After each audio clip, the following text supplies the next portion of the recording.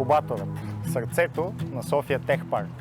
Домът на всяка нова компания, която иска да е не просто в крачка с новите технологии, но и на една крачка от тях.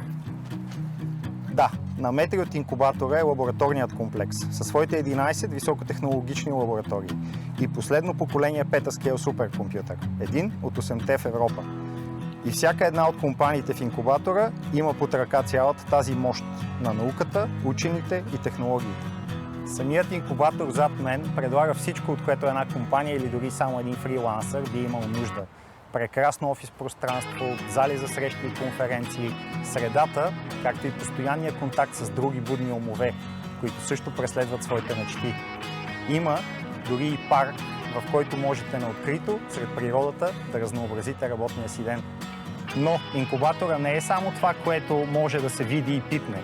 Стартиращите компании имат достъп до разнообразни акселераторски програми, както и до всички необходими съвети и помощ от екипа на София Тех Парк. Кой фонд би бил подходящ за вашия бизнес, коя програма е отворена за кандидатстване, как да направите колаборация с лабораторията, подходяща за вашия ресърч или прототип. Експертите на София Тех Парк са на разположение на всеки с опита и експертизата си. Тук в инкубатора творят компании с различен профил. От спорттек, каквато сме ние от Barring Sports, финтек, фултек и автомобилната индустрия. До стартиращи компании в IT сектора, създаващи така наречените дигитални двойници. Други създават тук съоръжения, задвижващи се от кинетичната енергия на децата. Част от нашата общност са и клъстерни организации, фонд и акселератори.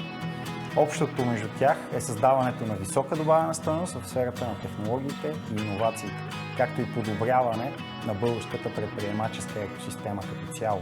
В GrowWorking имаме възможност да общуваме, да споделяме повече, както и да работим или да си почиваме. Дава ни знания, опит, контакти и понякога приятелства. Най-вече среда. GrowWorking е споделеното работно пространство на София Тех Парк. Създадено специално за новатори, стартъп компании, фрилансъри, както и екипите на корпоративния бизнес, където заедно всички могат да работят в една наистина творческа среда. Дори могат да идват с децата си. Clubhouse е дигиталното студио на София Тех Парк, ядрото на инкубатора, където се зараждат иновативни идеи, концепции, партньорства и проекти. Clubhouse е домът на вече 14 клуба по интереси, които организират регулярни месечни видеоиздания, както и подкаст. Пространството е подходящо за различен формат онлайн и хибридни събития. Независимо дали развивате хай-тек джаджи, които подобряват спортните постижения и предпазват от травми, или пък искате да създадете новия Facebook, или може би вашата компания е бъдещия биоинженерен гигант на Европа, то едно е сигурно. Най-доброто място за старт на това приключение е София Тех Парк. Заповядайте, за да създаваме бъдещето заедно.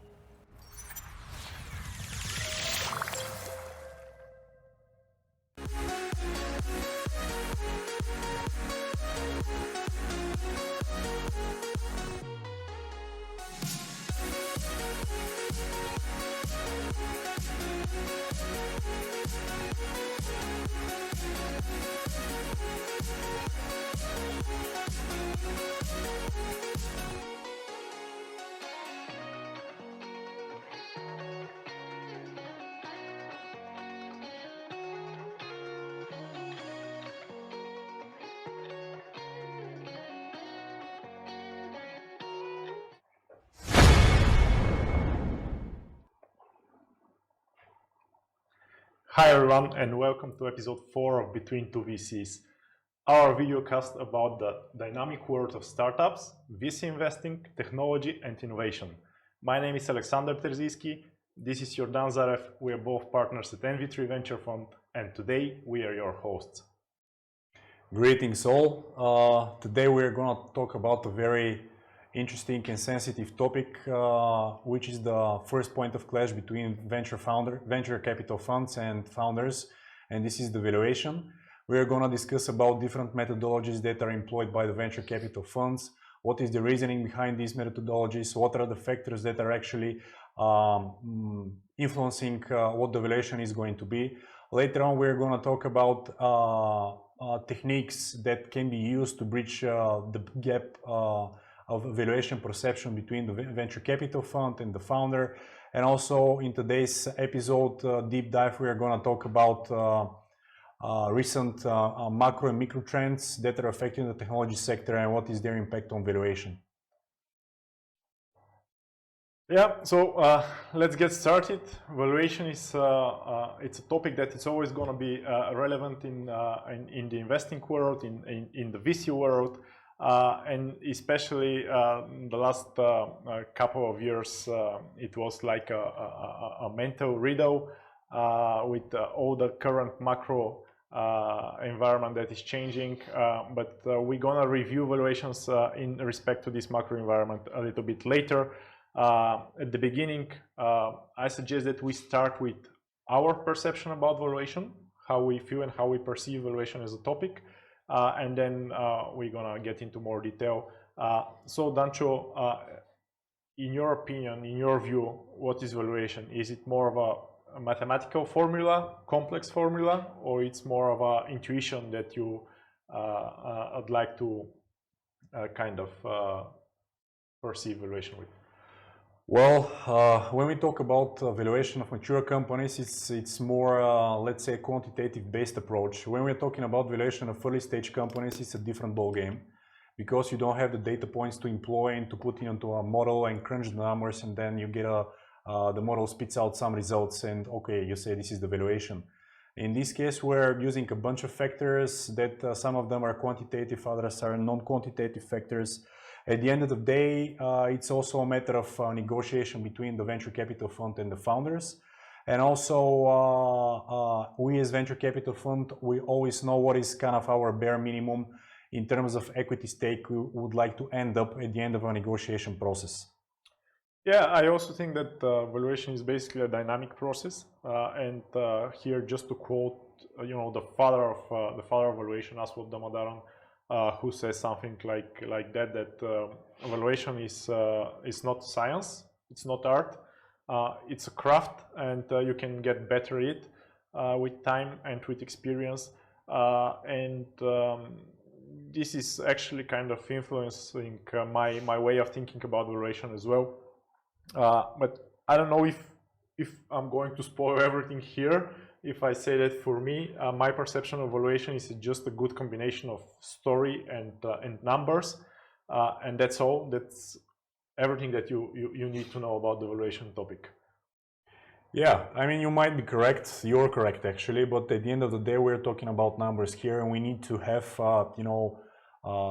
let's say, a set of agreed upon methodologies and rules how to end up at a given valuation. Yeah, but there are way many techniques. I don't know how many techniques do you know about? Well, at least 7 or 8 of them, I know. Yeah, and in the end, how many you end up using? Well, at the end of the day, we use, I have been using 3 or less. The less historical information you have and the more you rely on future assumptions. Yeah, and I think we can really group valuation techniques in 3 or 4 categories, and we have prepared a slide for this. So basically, if we start from top to the bottom of the slide, we have the venture capital method technique. Is kind of it relates to the nature of venture capital business, and that venture capital investors, they have life investment horizon of 3 to 7 more generally years, and they have to get out in the end of this period. So it's basically a method which is focusing on the required return of the venture capital investors. We have the method of comparables, which basically attempts to estimate a price based on comparable companies and comparable metrics of these companies. We have the holy grail of valuation, the discounted cash flow method, which is probably the only method of these 4 that is trying to estimate the intrinsic value of the company through discounting the future free cash flows of that company. And we have the kind of the dark side of valuation here, going into alternative methods and metrics we can use for specific companies and verticals.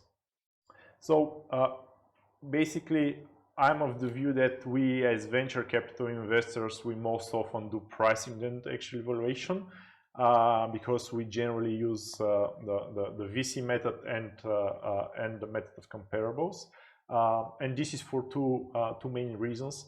The first one, as I said, we have a limited horizon. We usually have to get out of the investment 3 to 5 to 7 years maximum.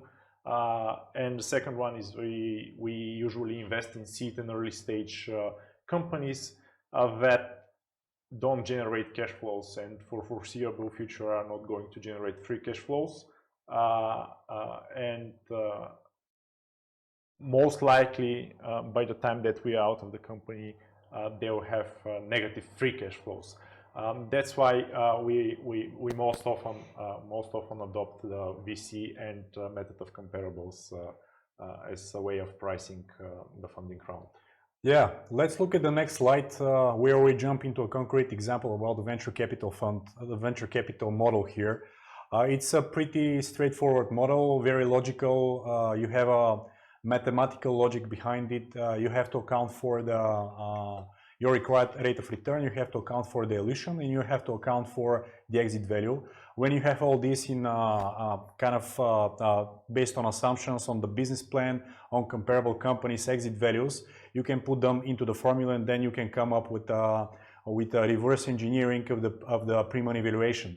Of course, there are different other factors that are part of the valuation process when we're talking about the venture capital model, like soft factors like current tech trends, team dynamics, team experience, IP, the unit economics, and so on and so forth, even gut feeling and also psychology of the founders and the venture capital investor as well. If we look into a concrete example in this case, we can look at a company, for example, that is raising a 3 million round, that has a predetermined, let's say, required rate of return and also an exit value.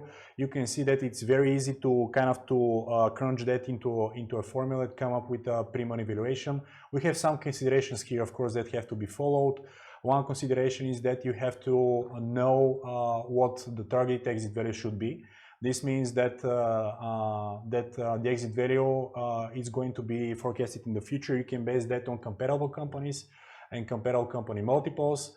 The other variable factor here is the required rate of return. This is, as a venture capital investor, all funds have that and need to know that because they present it to their investors when they're pitching and raising their second fund, their third fund or fourth fund. And the other factor is you have to account for the dilution going forward with the development of the company. If a company is following the typical trajectory of a unicorn, it's going to raise massive amounts of capital, and this goes with the dilution. So these are the things that you have to take into account, and the venture capital fund is pretty straightforward, pretty simple. Yeah, and what's basically very specific about the venture capital method is that you don't need to know the underlying business that well in order to come up with estimation through this method. Basically, we do like to know the underlying business, and that's why we use it in combination with most likely the method of comparables, where we attach some premium or deduct some discount depending on the company's dynamics. And here I just want to flag a big misconception in valuation,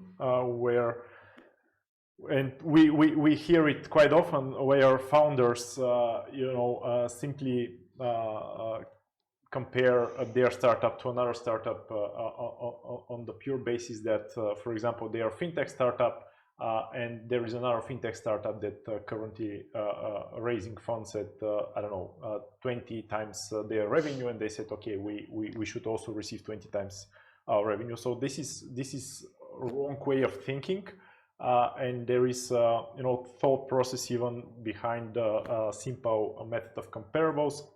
And to illustrate this through an example, it's a real life example on the next slide. So basically, these are two public companies on a no-name basis operating in the same vertical. one of the companies is much more richly valued than the other, and that's for a reason. Even though it makes less revenue, first there is a premium because of much higher revenue growth. There is a premium because of much better unit economics through gross margin and operating margin. They are adding customers at much faster click. Their business seems more stickier because of higher retention rate. All of these deserve a premium. And what we usually see is that better companies, they are always traded a premium. And what's more important to say here is that better companies with management that is performing well, usually manage to grow into their high valuations today, and they usually have, on average, a higher return over time, even though they are trading at a higher premium today. So there are bunch of other. Yeah, maybe on the topic of comparable companies, as a takeaway to our audience is to mention that it's not one size fit all. It's not a cookie cutter thing. You have to adjust. You cannot. It's not a straightforward comparison between the companies. They have different factors, different set of circumstances that have to be taken into account when valuing the company. Of course, there are also other business model, non-traditional ones that are based on they still do not let's say generate any revenues. They don't have any cash flow. They don't have any profit. So you cannot use the traditional ways to value that business. You can use other methods to value that business, and that business is the so-called user-based valuation model. This is model that has been employed by the likes of Facebook when they acquired WhatsApp, by the likes of Rakuten when they acquired Viber, and also lately probably by Elon Musk that offered to acquire Twitter, yeah. And it's actually very important to kind of consider these alternative metrics or methods, because they are very vertical specific and company specific, and in a way you get closer to estimate the fair value of the company in that way. And this is kind of the dark side of things, because it's very important to note here and to basically repeat what we said at the beginning, that valuation is a craft and you can get better at it, and you have to approach each valuation exercise on its own, and try to get more specific to the extent possible, and one valuation will obviously differ from another valuation, and it will always be like that. Yeah, true that. Valuation is more a craft than a science, and especially in early stage companies, as we have said multiple times before. This is an educated guess about the future that can go either way. We are talking about assumptions that are based on again as much evidence as you can gather, but that's not enough, of course. We don't have historical data points, and this means that there is going to always be a difference in valuation perception. So in the next slide, we have kind of gathered a bunch of factors that influence the decision of both the venture capital funds and founders, but they're looking at the same factor from a different perspective. For example, I can take just some of these that we have listed here. Let's take the funding size. For example, the venture capital fund always thinks that the current funding round is not enough, because usually based on experience, the company is going to run out of money sooner rather than later, while the founder is thinking that the funding size is sufficient because, one, they want to avoid dilution, and two, they would like to to present a case where they are actually deploying capital efficiently. Another point of clash point could be, for example, let's say the capital efficiency. Based on our experience, especially in early stage companies, deploying capital efficiently is not the case when we're talking about an early stage company where the business models are still in the making, where the organization is still in the making, where the strategy for growth is still in the making. And this is almost always the case, while the founder thinks that the money that he's raising now it's going to be enough for that, which means it's going to be enough and it's going to be deployed efficiently. One way to resolve this and to monitor this not to reach that clash point is to monitor closely the unit economics of the business and adjust accordingly. Another thing that could be kind of a factor to lead to a divergence in the views between the venture capital fund and the founders is the dilution. We always know that there is going to be a quite substantial dilution, especially for companies that are striving to become unicorns. Again, they would need massive amounts of capital to do that, which means that there is going to be a massive level of dilution. We always have that into consideration. Many of the founders think that with the first or the second round they raise, they are going to reach break-even, they are going to be self-sustainable. Usually this is not the case. One way to avoid this is to stress the business plan and also look at comparable companies from the same sector or adjacent sector and see how they have progressed in terms of growing the company with massive amounts of capital, what is the dilution, and what is the end point of a stake that the founder ends with at the end of an exit. Well, this is usually what happens when we talk about valuation. Again, probably this is the first clash point between founders and venture capital funds. Of course, there are ways to bridge this gap. If the two parties are willing to go into the deal, they like each other, they want to become long-term partners, there is a way to bridge this gap. And one way is to employ different, let's say, instruments to do that. One such instrument is the convertible note or a safe note, where you delay the pricing and the valuation decision to the next round, where usually a bigger investor comes in, we have more traction in the company, and there is more evidence how to value the company. So we delay that decision and the pricing comes at the next round. In your experience, Alex, have you kind of employed this instrument to bridge the gap, and how has it worked? What are the pros and the cons here? Yeah, that's a standard practice, obviously, and the biggest advantage of the convertible note over equity financing is more likely that you don't get stuck in tedious negotiations and you move on with the transaction. But again, even if it's true that you kind of transfer the decision on valuation estimate to the future and leave it to the future investor to decide what the fair value of the company is, you still have to kind of agree and negotiate with the founder about a valuation cap, about a certain discount on the valuation of the next round, because as an investor who is investing in an earlier round, you're bearing higher risk and you'd like to get some sort of discount for this risk. So you generally like to negotiate a discount on the next round or lower valuation cap. So you still have to agree on the valuation topic even in this earlier stage, even if you use convertible note. Yeah, I see. Another alternative instrument to use and that we employ usually in the venture capital industries, we are willing to swallow up the higher valuation, but we balance that out with other terms in the term sheet that we propose to the founder. Another one of these things could be the liquidation preference. It could be a higher multiple of the liquidation preference. It could be a participating liquidation preference, which means that after the venture capital investor takes his liquidation preference first, then what is left on the table is again divided pro rata between the other parties on the table, including the venture capital fund. Of course, these things come with hand in hand with anti-dilution and also super participation rights for the next round. So there are ways to balance this out as well, to balance the higher valuation with different terms that protect the downside for the investor.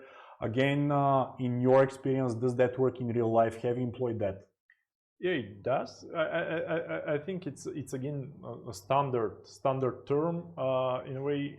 Even though I've seen very aggressive deviations on the liquidation preference, which I usually don't like and don't share.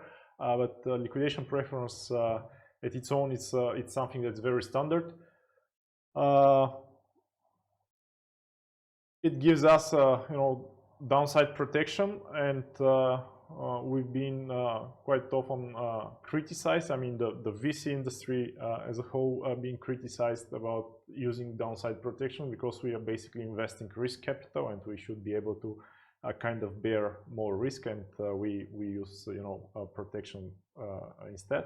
But I'd just like to return the conversation on the previous topic about the convertible note, because actually there is, I think, an alternative which I like more, and this is the so-called earn-out mechanism or equity reverse mechanism, where if you can't agree on valuation with the founder,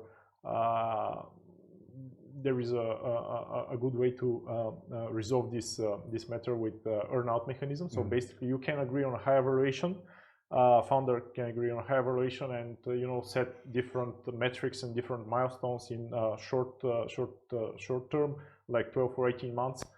Where if the founder meets these metrics and milestones, the investor, the VC or the investor, they can return some shares back to the founder, and in that way to adjust the valuation, the entry valuation to the lower end. And I think it's a more fair way, because basically what is happening is that you are rewarding performance. You're not setting a lower high valuation based on some sort of future hope or the selling skills of the founder. And in that way, rewarding performance, I think it's much more to the benefit of both sides. Yeah. I mean, it's a very good point, spot on. I think it's a very kind of a way to and an instrument to align interests long term between the company and the founder. So far, we have talked about let's say the quantifiable part of the valuation. What is interesting is how other non-quantifiable factors are influencing the valuation decision and all the valuation itself, the price point.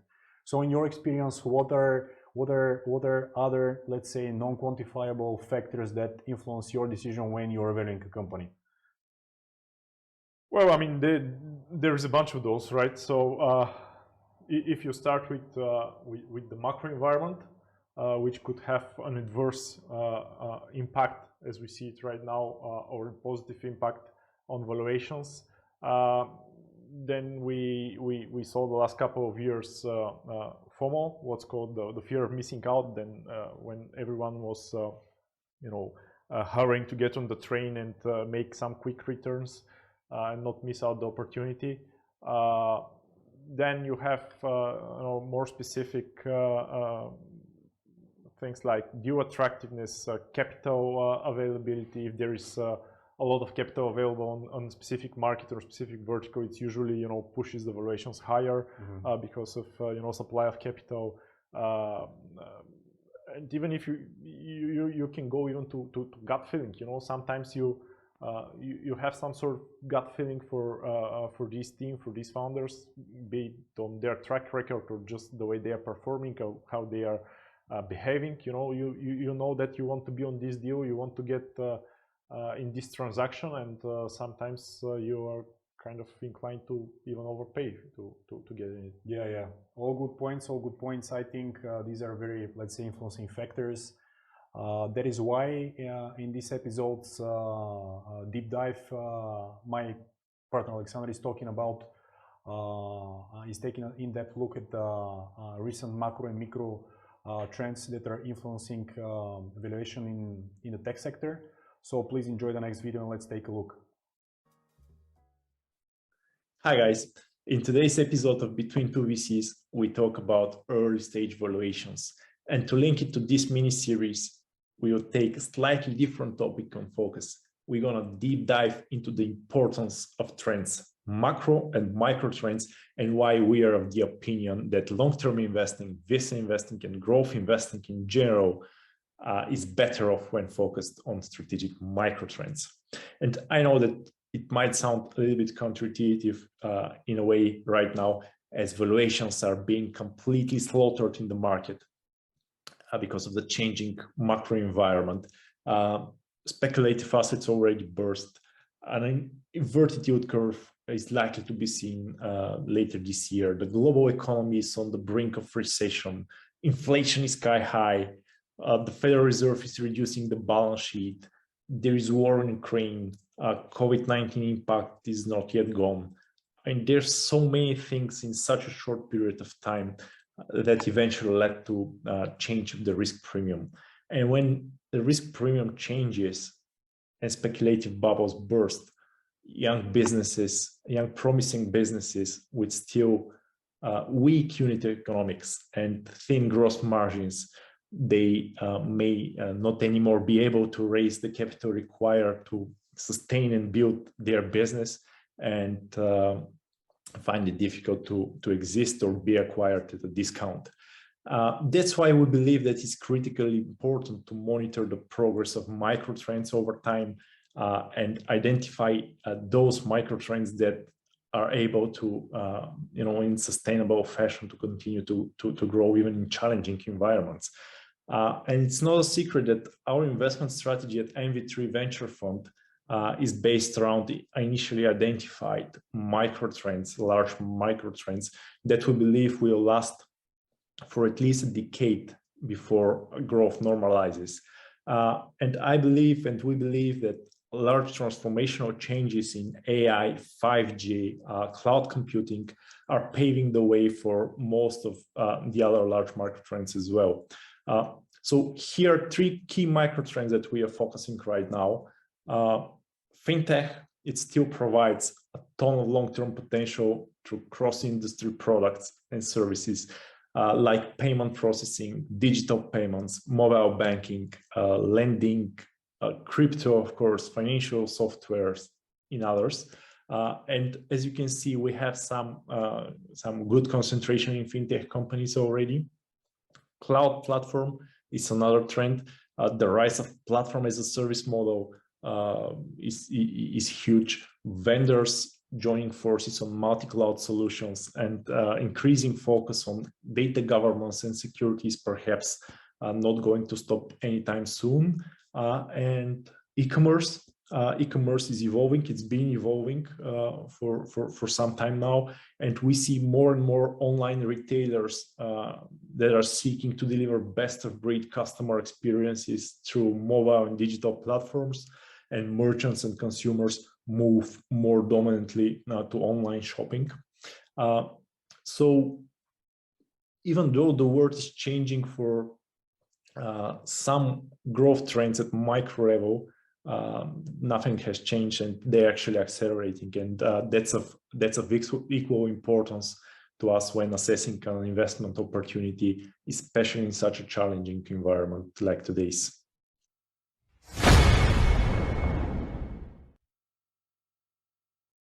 Well, folks, this is for today. Thank you very much for listening to us. I hope that the content that we just kind of described and provided to you is going to be useful, and you're gonna, go home with a few notes that you're going to use in your, let's say, next funding round.